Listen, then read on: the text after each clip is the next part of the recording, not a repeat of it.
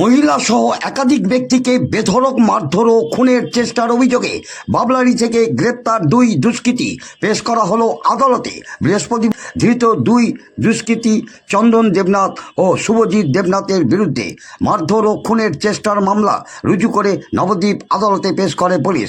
স্থানীয় ও পুলিশ সূত্রে জানতে পারা যায়, বুধবার বেশি রাতে পুরনো রাগবশত প্রতিবেশী বাবলারি নিত্যানন্দপুর এলাকার বাসিন্দা সুদেব দেবনাথের বাড়িতে লোহার রড, শাবল, অন্যান্য ধারালো অস্ত্র নিয়ে চড়াও হয় মূল অভিযুক্ত সুভাষ দেবনাথ ও তার পরিবারের সদস্যরা। অভিযোগ, প্রথমে অভিযোগকারী সুদেব দেবনাথ ও তার পরিবারের নামে অকথ্য ভাষায় গালিগালাজ করতে থাকে সুভাষ দেবনাথ ও তার পরিবারের সদস্যরা। গালিগালাজের প্রতিবাদ করায় মূল অভিযুক্ত সুভাষ দেবনাথ ও তার পরিবারের সদস্যরা সুদেব দেবনাথের পরিবারের উপরে ঝাঁপিয়ে পড়ে।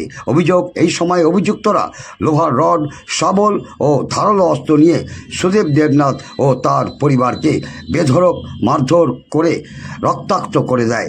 ঘটনায় গুরুতর জখম হন অভিযোগকারী সুদেব দেবনাথের বিবাহিত মেয়ে কাকুলি দে ও ছেলে অমৃত দেবনাথ। তাদেরকে ওই রাতেই আশঙ্কাজনক অবস্থায় চিকিৎসার জন্য ভর্তি করা হয় নবদ্বীপ হাসপাতালে। অপরদিকে সুবিচার পেতে বৃহস্পতিবার সকালে মূল অভিযুক্ত সুভাষ দেবনাথ সহ 5 জনের বিরুদ্ধে লিখিত অভিযোগ দায়ের করলে তদন্তে নেমে দুই অভিযুক্তকে গ্রেপ্তার করে পুলিশ। বাকি অভিযুক্তরা পলাতক বলে পুলিশ সূত্রে জানা যায়। সেই চিত্রই উঠে এলো আমাদের ক্যামেরায় বৃহস্পতিবার দুপুরে।